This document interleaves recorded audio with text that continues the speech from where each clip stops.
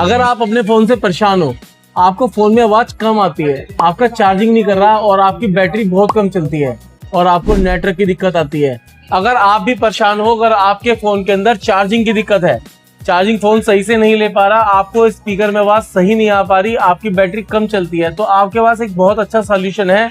वो सॉल्यूशन है Tecno Pova curve 2, जो लेटेस्ट फोन मार्केट में आ चुका है। इसके अंदर 8000 mAh पावर बैटरी है। इसके अलावा इसके अंदर फास्ट चार्जिंग है। फास्ट चार्जिंग के अलावा इसके अंदर सुपर फास्ट नेटवर्क है।